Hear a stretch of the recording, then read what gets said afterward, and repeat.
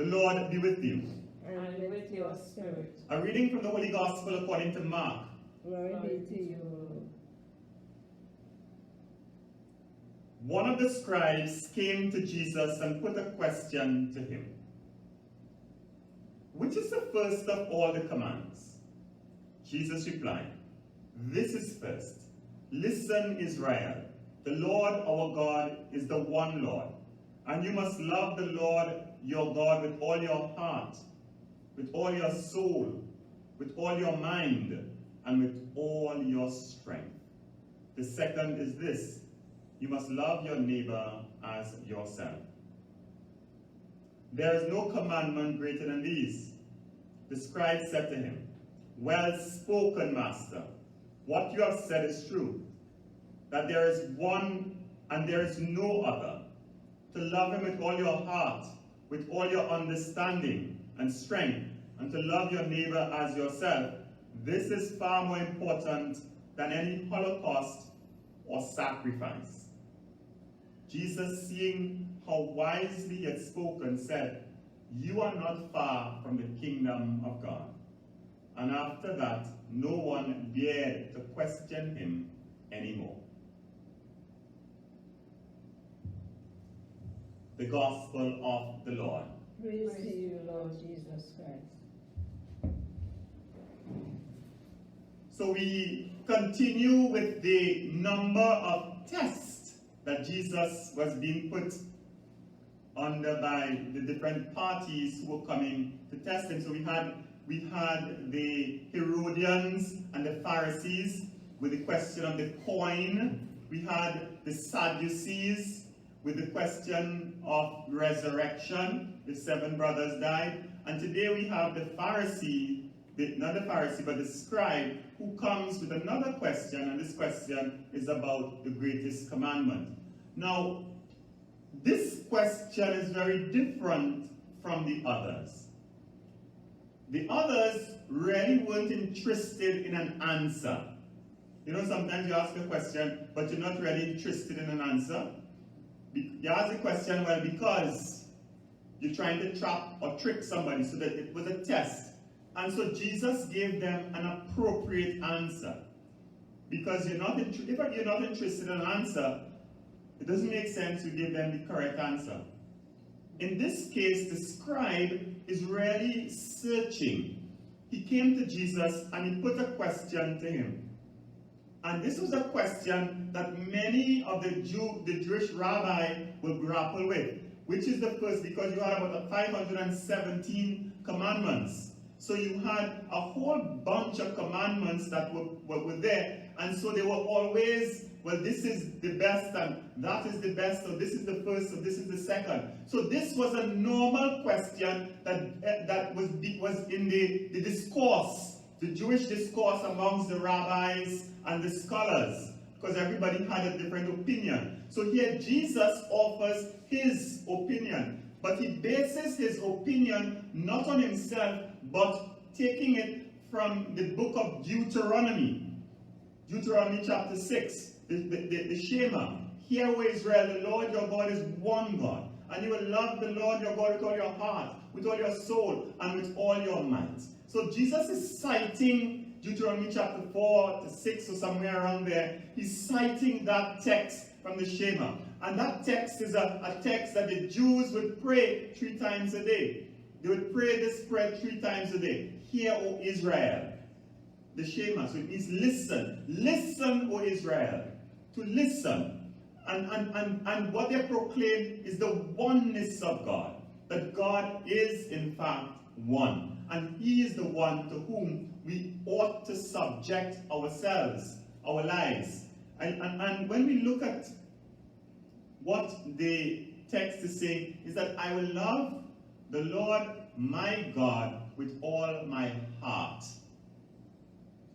Everything, the heart symbolizes the center of the person. So I make an act in the depths of my being to love God with all my soul. The soul is the rational capacity of the human person, that which we can make decisions, that which we can will, that which we can can decide to do or not do. That's the human being is an embodied soul. And so the soul is our life principle. It is that which gives us life. Death is when the soul departs from the body. Once the soul leaves the body, then death comes about. And so to love the Lord with all my soul is to love the Lord entirely with all my life, without which I have no life. And with all my strength. Strength deals with the physicality. All right, our physical being. Our physical being. So therefore, what the Jews were saying, in my totality, in everything that I am, and everything that I have, in all that I am, true and true, I must be able to love God. That's what the text is saying. That all that I am and all that I have, in my mind, I must make a decision. In my heart, I must love Him. In my soul, in my being, all that I have and am, I must be able to love God entirely and totally. You reach there? You love God entirely and totally? Huh? Or is that 50-50 something? Marvin Gaye, you say, huh? You know 50-50 love? Huh? Many of you giving God a Marvin Gaye special, you know. Huh? That 50-50 something you're giving God. But God tells us, Yahweh God is a jealous God. You ever had a jealous lover? A jealous lover could kill you, you know.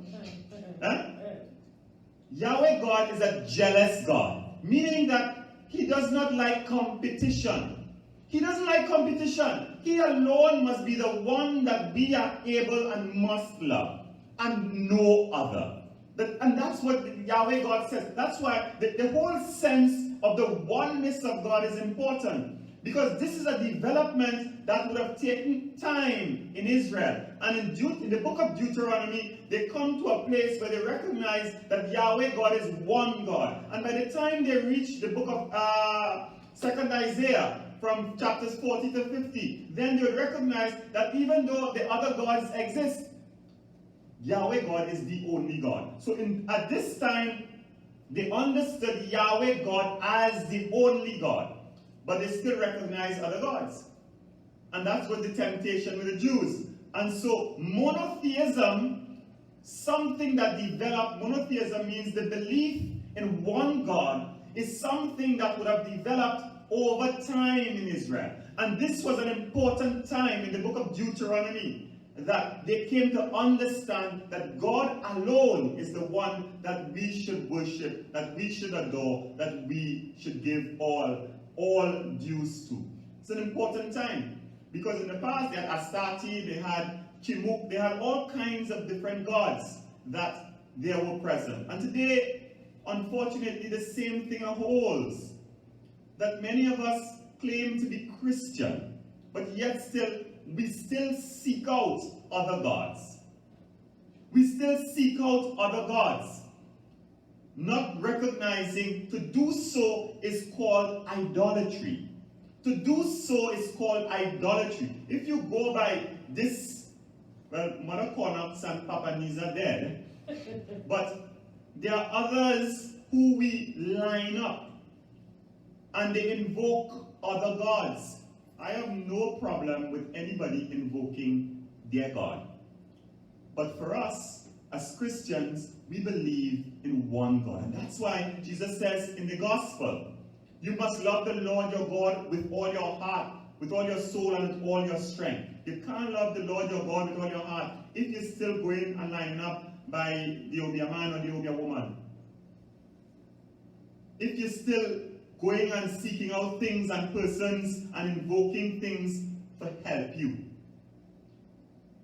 To help you, because so many things and people today are offering these quick fixes. And that's what they are, quick fixes that really don't solve your problems or your situations, but take your money. That's what they are. We must really learn to trust our God, the God of Israel, the God of Abraham, Isaac, and Jacob, the God who is faithful, the God who is loving, and the God who is kind. And we must learn to to put our heart and our soul and everything into this God. I dare say, when we depart, when we apostatize, when we leave the worship of our God and we go seeking out other gods, then we must recognize what we have done, that we have sinned. Because God is a jealous God and we cannot serve two masters. We either love one or hate the other. You can't serve two masters. I mean, if you're a trainee man, you'll have three or four wives, but other than that, you can't serve two masters. And so, my dear friends, it's important for us to recognize the way in which God is calling us. The second is to love your neighbor as yourself. You see, to love one is not to love those who love us. It's easy. It's easy to love those who love us. Some people are naturally easy to love. Like me. You know, we are naturally easy to love. But then, you have some people who are difficult people. When you see them from a distance, man, you see them on one side of the road and you cross the street because you know they're coming to aggravate your spirit. You know what they're coming to do. You know what they are about. And it is these difficult people who are difficult to love, that we are challenged, and they that challenges us. It is they who challenge us. So Jesus says in the Gospel in Matthew, he says, what good if you only say your greetings to those who greet you? You're doing nothing special. Even the gangsters and the pagans and everybody just do that. What good are you?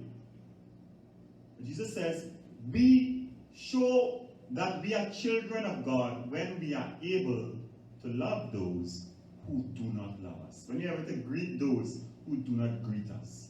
When we are able to love those who do not love us. Therein lies the challenge. Therein lies the challenge. Because at the heart of it is love is more than an emotion. It is an emotion, but it's more than, it's an act of the will. So I have to make a decision in my heart whether I will love or whether I will hate.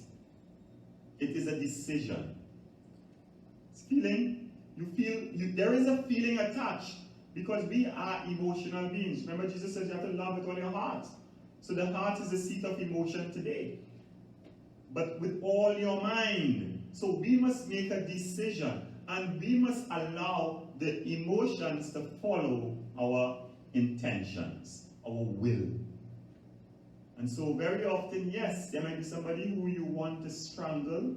There might be somebody who, every time you see them, your blood boils. There might be somebody who, every time you see them, they drop words for you, or they provoke the good Christ within you.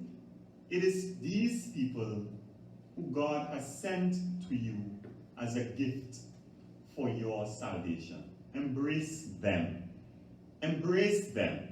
Embrace the challenge that they present to you. It's a challenge for you to expand your own heart, to expand your heart, and to allow the grace of God to be able to embrace them, and to allow you to be challenged to a place where you are able to take upon them whatever they are saying and doing, and to still experience that peace that comes from the Lord. Just think of Jesus for a second on the cross. Think of Jesus on the cross, because Jesus always gives us the greatest example of what it means to love one another. Think of Jesus on the cross, innocently crucified, teased, mocked, and shamed. And his last breath was, Father, forgive them, for they know not what they have done. The only way that you can love difficult people is if you're praying for them. The only way you can love difficult people is if you are praying for them. I repeat again. The only way you can love difficult people is if you are praying for them.